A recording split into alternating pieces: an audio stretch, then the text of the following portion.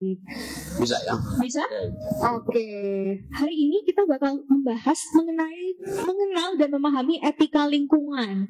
Sebelumnya, sebenarnya apa sih? Kenapa sih kita tuh harus memiliki pengetahuan tentang etika lingkungan? Emangnya kenapa? Kan kita cuma naik gunung, turun gunung aja gitu aja, Bang. Kenapa harus segitunya sampai paham? Oke, ini pertanyaan paling cerdik hari ini, bukan cerdas, cerdik itu. Karena kita diminta untuk melihat aspek lain dari naik gunung. Tadi ada aspek teknis, cara menyelamatkan orang yang luka, ada trauma di situ. Itu kita tahu cara menyelamatkan orang karena kita bisa dilatih dengan kemampuan teknis. Tetapi ada problem etis yang tidak mungkin dilakukan oleh dokter. Saya kasih contoh misalnya. Kalau Edelweiss di puncak Gunung Gede hancur, dia minta tolong siapa? Kalau misalnya sepasang kakak tua di hutan Papua kehilangan rumah karena hutan itu berubah menjadi food estate, dia minta dievakuasi oleh siapa? Itu problem etika lingkungan.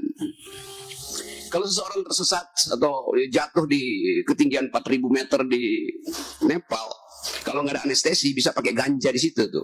Di ketinggian 4.000 kalau naik ke Nepal itu ada ladang ganja dan bisa dijadikan anestesi sementara tuh supaya dia nggak kesakitan.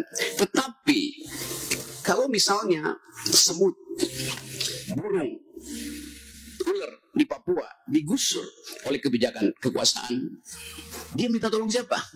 Jadi seringkali ada arogansi kita yang menganggap bahwa hanya kita penghuni bumi itu. Semacam antroposentrisme yang membuat kita merasa, ya kan agama atau kitab suci mengatakan Tuhan menciptakan manusia untuk menguasai bumi itu. Lalu kita anggap bahwa kita boleh mengambil sesuka kita apa yang kita perlukan dari bumi. Tapi seringkali yang kita perlukan itu bukan yang kita butuhkan. Jadi berubah dari needs pergi pada wants tuh. Yang kita butuhkan sebetulnya satu pohon, tetapi yang kita rampok adalah 300 hektar pohon tuh. Itu problem etika lingkungan tuh. Dan kalau kita pelajari problem hari ini, jumlah kerusakan dan kualitas kerusakan yang dibuat oleh manusia terhadap lingkungan udah melampaui daya rusak lingkungan itu sendiri tuh. Prinsip yang di dalam geologi disebut antroposid. Jadi perbuatan manusia menyebabkan lingkungan itu merasa, kok saya dirampok ya? Kalau dia dirampok, dia mau pergi pada dokter anestesi, dia mau pergi pada dokter tulang, dia mau pergi pada... Gak mungkin, dia akan pergi pada manusia konkret. Jadi dia akan bicara pada kita tuh. Jadi yang menyebabkan etika lingkungan ini harus kita bicarakan secara maksimal hari ini nih. Dan apa namanya nih, summit semacam ini diperlukan karena dia fit and proper dengan keadaan dunia. Di mana-mana orang ngomong tentang do you speak environmental ethics. Orang nggak ngomong do you speak English, do you speak French, do you speak Japanese. Orang speak do you speak environmental ethics, do you speak gender equality, do you speak feminism. Sekarang orang ngomong do you speak financial market, iya, tapi 2 bank di Amerika bangkrut kemarin tuh. Dan bank itu yang mempromosikan startup dan kelihatannya itu berhenti sebagai kasus. Nah, kenapa etika lingkungan ini diperlukan?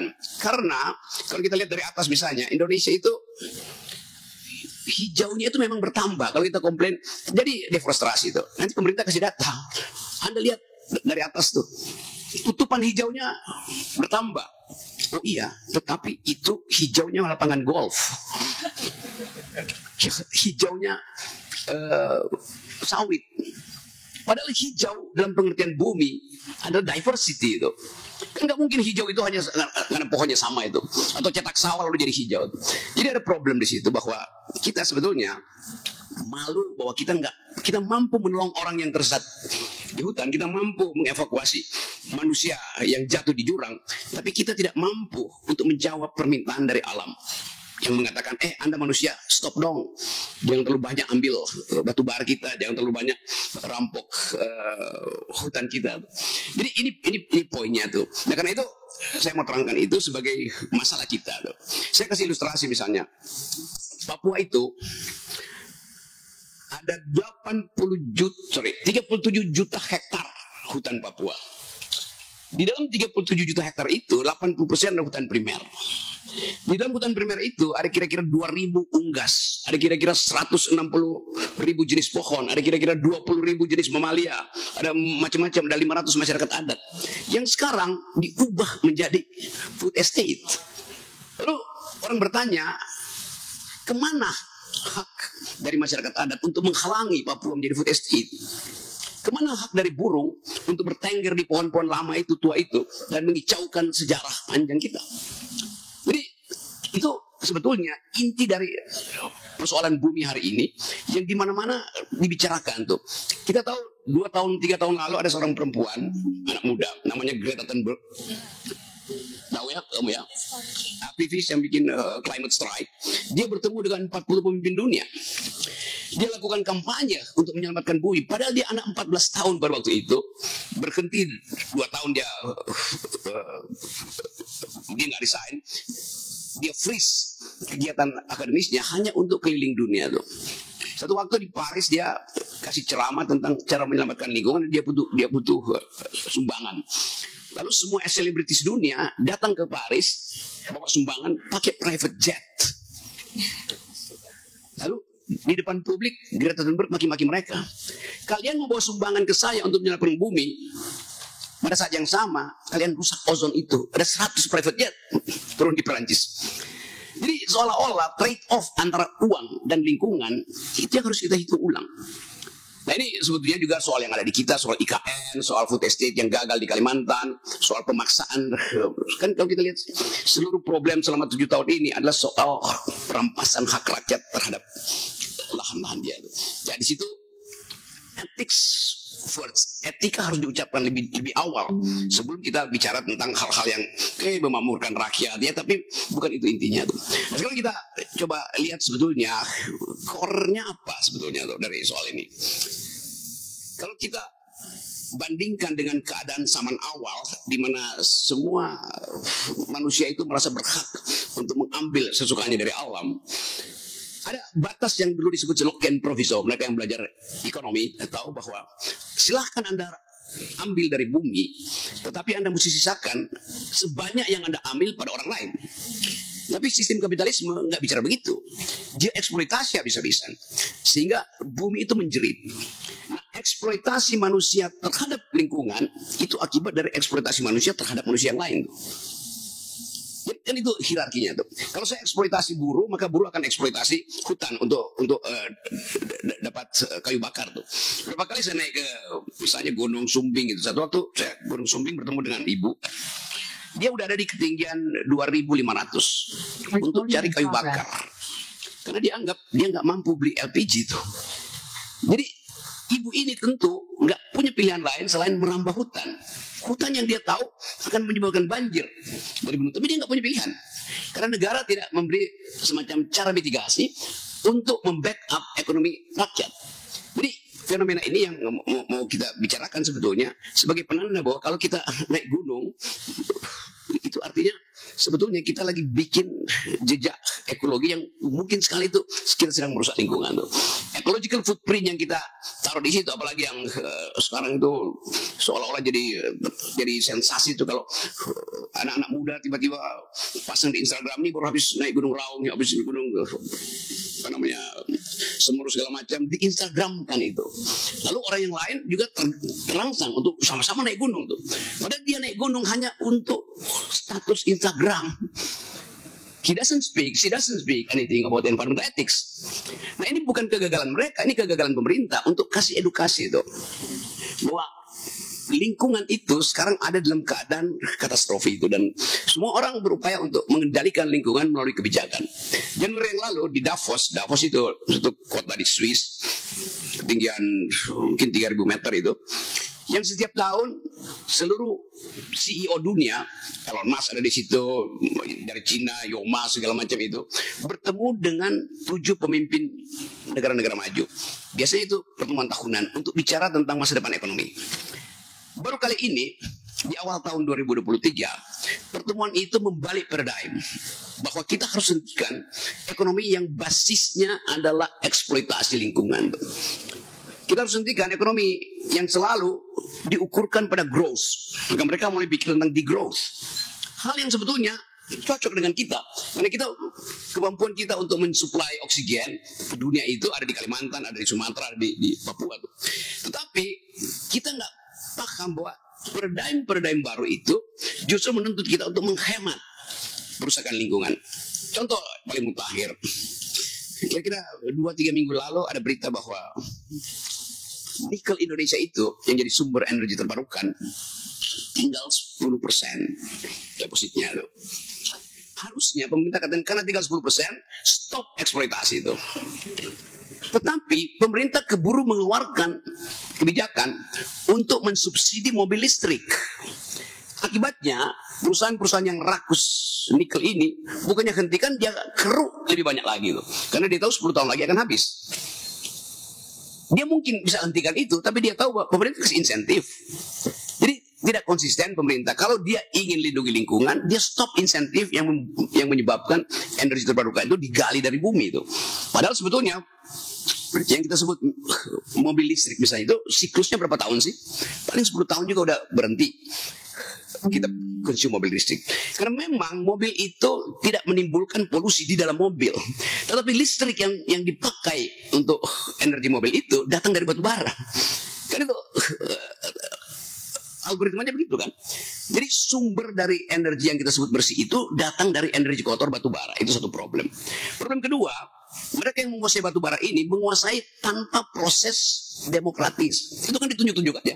4 orang yang kuasai batu bara di Indonesia, 2-3 orang yang kuasai nikel. Tidak diperoleh kebijakan atau izin untuk menambang itu, tidak diperoleh melalui sistem demokrasi ya apa namanya, dibuka buat semua orang dong. Ini dikuasai oleh hanya sedikit orang. Jadi sebetulnya kalau kita bayangkan bahwa hidup kita sekarang itu dijajah oleh 2 hal. Pertama adalah arogansi dari kekuasaan. Yang kedua adalah sistem yang selalu menganggap bahwa alam itu bisa menyediakan sesuka-sukanya tuh. Dan karena itu kita nggak perlu khawatir tuh. Nah ini sebetulnya poin yang saya kira nggak ada di dalam di seluruh universitas saya baca. Nggak ada mata kuliah tentang environmental ethics tuh. Yang adalah sustainable development. Itu masih teori tentang pertumbuhan tuh. Etika lingkungan bertanya bukan sustainability dari sumber daya, tapi the sustainability of the idea of sustainable development. Sampai kapan sustainability ini bisa dipertahankan? Jadi saya ingin terangkan ini supaya ada kesempatan kita untuk berbincang-bincang hal yang menyangkut isu lingkungan dikaitkan dengan kebijakan negara. Tapi saya gembira karena seharusnya forum semacam ini dibikin setiap bulan lah, supaya saya senang karena saya bisa bicara di sini, karena saya bosan bicara tentang politik, supaya ada alasan saya untuk nggak hadiri ILC gitu kan.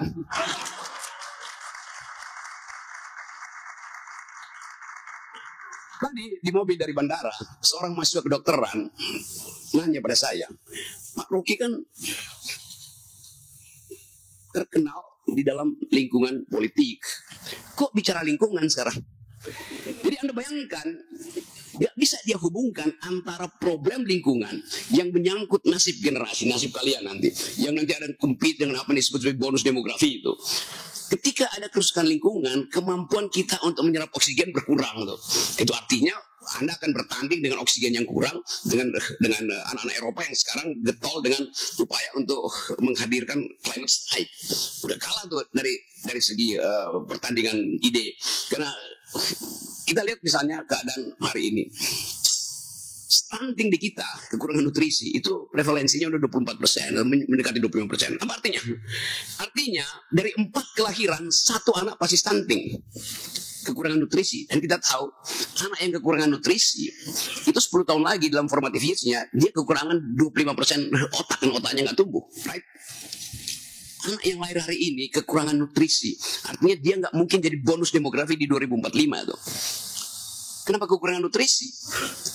Karena ada perampokan sumber daya alam yang tidak balik ke rahim ibunya tuh.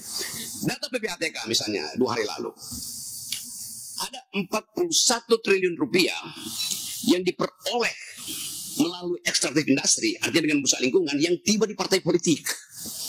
Dia nggak tiba di dompet mak-mak.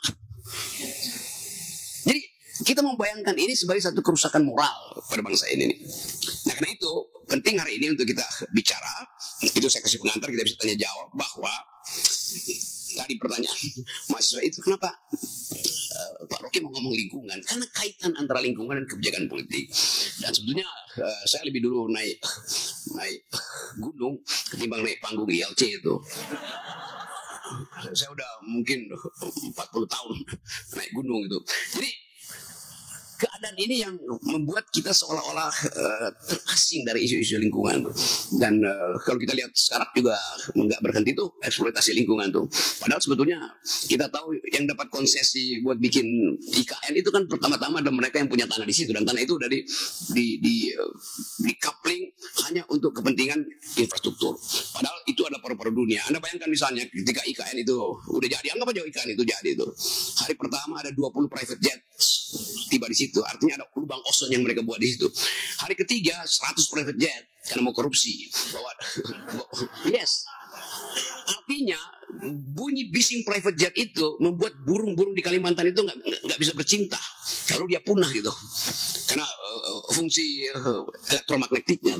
Jadi kita mau lihat sebagai satu paket berpikir bahwa kalau kita mencintai lingkungan, kita juga harus kritis terhadap kebijakan negara yang lalai terhadap isu-isu lingkungan. Saya kira itu pengantarnya sebelum kita bicara atau sebelum saya kena delik. Baik, Bang. Tapi setelah mendengarkan pengantar dari Bang Rocky, saya tergelitik loh. Kayaknya tadi itu semuanya dari peran pemerintahnya deh. Kalau saya yang bukan siapa-siapa ini, yang bukan siapa-siapa ini, saya mesti gimana ya, Bang? Apalagi saya hobinya cuma naik gunung, turun gunung, belajar, besoknya ke IGD. Saya bisa apa, Bang? Gitu. Saya nggak ngerusakin hutan, saya juga buang sampahnya di tempatnya. Terus saya mesti gimana, Bang? Kalau tadi kan kayaknya lebih banyak para stakeholder pemerintah ya. Kalau saya sebagai awam gimana, Bang? Oke, coba saya atasi kegelisahan kamu ya. Kira-kira 3 minggu lalu saya datang ke kaki gunung gede itu, di Gunung Putri. Biasanya kita pergi ke Surya Kencana. Di situ lagi ditambang panas bumi itu, maka dipatok. Petani di situ mulai ketakutan sekarang karena mereka nggak bisa lagi eksploitasi lahan-lahan mereka karena udah dikasih tanda di situ, ini adalah proyek strategis Presiden Jokowi di Pasir gede-gede. Semua orang takut akhirnya. Kepala desa di situ, lulusan SD, saya datang ke situ, dia bilang begini, Pak Rocky, kalau saya foto proses penambangan itu, pengukuran itu, lalu saya upload di Twitter atau di Instagram, saya kena undang-undang ITE enggak tuh? Jadi bayangkan, dia mau protes pun, dia udah terhegemoni dengan undang-undang ITE. Dia bilang kalau saya upload itu, nanti saya dianggap menghalangi proyek strategis pemerintah. Padahal nggak ada sosialisasi di situ. Itu apa di bawah itu? Hanya disebut panas bumi. Dan seringkali disebut panas bumi, di bawahnya ada emas itu. Jadi keterbukaan informasi membuat kita curiga bahwa pemerintah hari ini betul-betul bukan pemerintah yang do speak environmental ethics tuh. Kita nggak ngerti apa sebabnya tuh, karena kerakusan kapitalistik. Jadi kalau kita bicara tentang environment, tentu kita paham bahwa kita mengeksploitasi lingkungan dengan akibat yang kalau kita bikin algoritmanya, yang paling dirugikan adalah rahim perempuan. Itu dasarnya. Setiap kali ada eksplorasi lingkungan, itu artinya ada bagian yang dirugikan karena disedot oleh kalangan atas tuh. Bagian yang dirugikan ini disebut kaum proletar itu. Bagian yang paling rentan dari lapisan proletar ini adalah perempuan. Karena setiap kesulitan ekonomi, pertama-tama ada beban pada mak-mak yang di dapur. Dia mesti hitung kembali tuh, ongkos dia berapa untuk berhemat energi, berapa yang mesti dia siapin anaknya yang masih di PAUD segala macam. Hal semacam itu nggak pernah dihitung sebagai cost dari kebijakan yang merusak lingkungan. Saya kira itu pengantarnya ya, Dok. Dokter yang lagi bisa. Oke, kalau gitu Bang, sebaiknya berarti kita gimana? Kita berani protes aja sebagai awam-awam yang sudah sebenarnya mencoba menjaga lingkungan. Kalau pendakian bawa kresek buat nampung sampah, diikat terus dibawa pulang lagi sampahnya, what should we do kalau kayak gitu? What is to be done? Kira-kira itu terjemahan politiknya, bukan should we do, bahwa apa yang memang harus dilakukan itu. Kan Anda mungkin masih bisa nikmati Semeru sampai di Kalimati, masih bisa camping di Ranukumbolo tuh. Tetapi dua generasi setelah Anda itu nggak mungkin lagi punya bayangan itu. Mereka yang punya memori dengan Surya Kencana, dulu itu waktu mahasiswa setiap minggu saya udah di Surya Kencana buat naik gunung sekaligus pacaran di situ karena ada Edelweiss yang indah di situ tuh. Memori itu lama-lama hilang. Karena nanti mulai sekarang itu udah dibatasi. Jalur dari Gunung Putri ke Surya Kencana udah ditutup, nggak boleh lagi. Padahal sebetulnya sepanjang jalur itu begitu banyak warung rakyat di situ. Dan rakyat nggak tahu ini ada apa itu. Rakyat yang udah ratusan tahun, puluhan tahun di situ dia nggak tahu kenapa tiba-tiba itu dinyatakan sebagai wilayah industri strategis dan mereka nggak boleh olah lagi bumi yang di dalamnya ada kuburan nenek moyangnya tuh. Jadi kalau kita mau lakukan climate strike, kita tentukan bahwa hak generasi untuk mendengar kicau burung di Surya Kencana, untuk bercengkrama menjemput sang surya di puncak Gunung Gede sambil berangkulan dengan pacarmu hilang gitu. Nah, hak batin itu yang mesti kita dalilkan bahwa kebatinan manusia itu nggak boleh dihalangi oleh kebijakan yang segera mengeruk hasil bumi. Jadi apakah kalau di sini satu ruangan kompakan, ya gimana kalau kita bikin kampanye climate strike gitu? Apakah kita bisa tanda kutip terjauhkan dari UU ITE tapi tetap menyuarakan apa yang kita ingin suarakan? Undang-undang ITE itu undang-undang paling maksiat yang pernah ada di Republik ini nih. Karena dia menghalangi kita untuk mempersoalkan hal-hal yang buruk. Kita baru ngerti aja udah kena ITE itu. Dianggap ini menghina pemerintah. Lalu dipanggil di pengadilan tuh. Padahal dulu undang-undang ITE itu dimaksudkan untuk mencegah transaksi elektronik pencucian uang. Kan dulu ITE dibuat justru untuk memantau korupsi yang melalui fasilitas elektronik yang kita sebut money laundering. Sekarang transaksi itu nggak akan lewat jalur PPATK lagi tuh, dia langsung dibawa cash kan. Orang sekarang bawa koper untuk nyogok, sehingga fungsinya kemudian berubah tuh, bukannya dia mengawasi lalu lintas transaksi elektronik yang basisnya korupsi, dia justru memantau transaksi pikiran dari anak-anak muda atau dari oposisi tuh. Jadi undang-undang yang betul-betul insulting our intelligence tuh. Kan nggak mungkin ada undang-undang yang mengawasi pikiran orang tuh. Adanya di zaman Hitler ada tuh, di zaman Stalin ada, di zaman Korea Utara sekarang ada itu, mengawasi pikiran orang. Padahal kita lagi berupaya untuk mengawasi kegiatan pemerintah yang cenderung membatalkan hak generasi untuk menikmati kehidupan hijau di masa depan kan. Oke, mungkin ini pertanyaan terakhir Bang, yang saya sekaligus tawarkan menjadi solusi alternatif. Bagaimana kalau bukan climate strike, tapi kita mendirikan sebuah organisasi non-profit yang memang fokusnya kepada climate change tersebut gitu. Itu diusahakan banyak orang, tapi harus ada radical break. Jadi kan ini kasus semacam ini di mana kebijakan itu merampok lingkungan kita itu nggak bisa dihentikan dengan secara voluntarisme itu. Kan ada prinsip bahwa kalau ada sel yang rusak dalam tubuh kita, sel itu akan bunuh diri itu. Namanya apa? Apoptosi itu.